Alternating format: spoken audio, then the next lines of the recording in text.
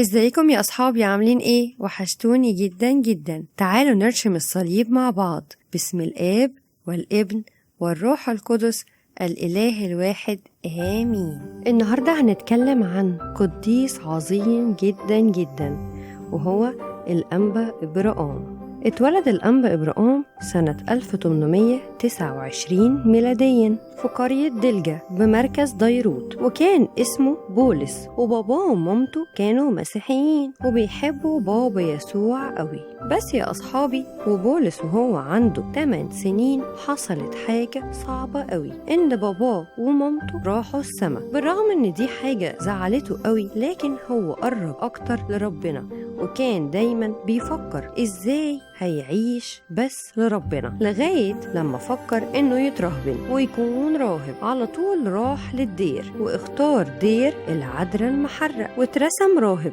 وبقى اسمه أبونا بولس المحرقي، وكان عنده 18 سنة وقتها. يعني كان شاب صغير قوي، بس كان شاب بيحب ربنا جدا. وبعد فترة يا أصحابي اترسم بولس أسقف الفيوم والجيزة، وبقى اسمه الأنبا إبراام، واتعرف بعد كده برجل الصلاة، ده من شدة حبه للصلاة. وفعلا يا أصحابي ما كانش بيفوت أي صلاة في اليوم، كان دايما بيصلي. وكمان يا أصحابي الأنبا إبراام اتعرف إنه صديق الفقراء، لأنه كان دايما بيحب يدي الفقراء، وأي حد محتاج كان ممكن يطلع له كل الفلوس اللي معاه في جيبه. والأنبا إبراام يا أصحابي كانت بتجيله تبرعات كتيرة جدا، فلوس يعني علشان يساعد الفقراء والمحتاجين، وكمان يصرف على المطرانية. المبنى بتاعها جه عليه وقت انه كان قديم جدا، فناس قالوا له يلا يا أنبا إبراام خد الفلوس دي واعمل تجديد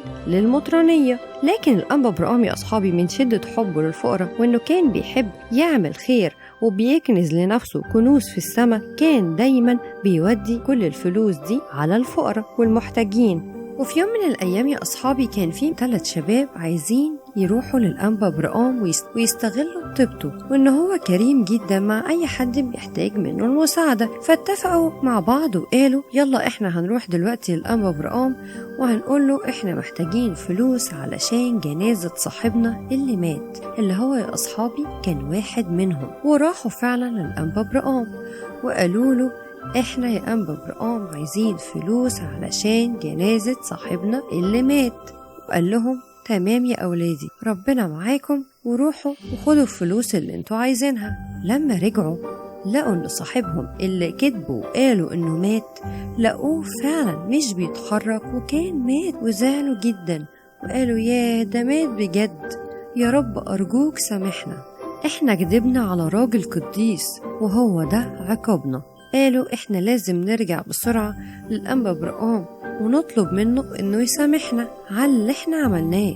والأنبا إبراام اول ما شافهم جايين عليه كده قال لهم في ايه يا اولادي، ليه رجعتوا بسرعة وما دفنتوش صاحبكم زي ما قلتوا؟ قالوا احنا اسفين جدا، احنا كدبنا عليك، صاحبنا كان عايش ولما رجعنا لقيناه مات، احنا جينا عشان نرجع الفلوس ونطلب منك انك تسامحنا. رد عليهم الأنبا إبراام وقال ربنا يسامحكم وخلي الفلوس معاكم علشان تدفنوه. شايفين يا أصحابي إزاي الأنبا إبراام كان متسامح جدا وكان قديس عظيم.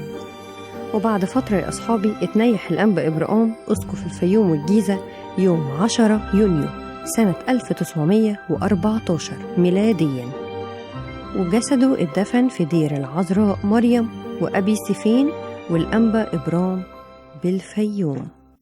نتعلم ايه بقى يا أصحابنا من الأنبا إبراام؟ نتعلم ان احنا دايما ندي غيرنا وندي المحتاجين واحنا فرحانين، ونحوش كنز لينا في السماء. يا أصحابي يلا اعملوا لايك للفيديو ده عشان يوصل لأكبر عدد من أصحابكم. نتقابل في قصة جديدة. باي باي.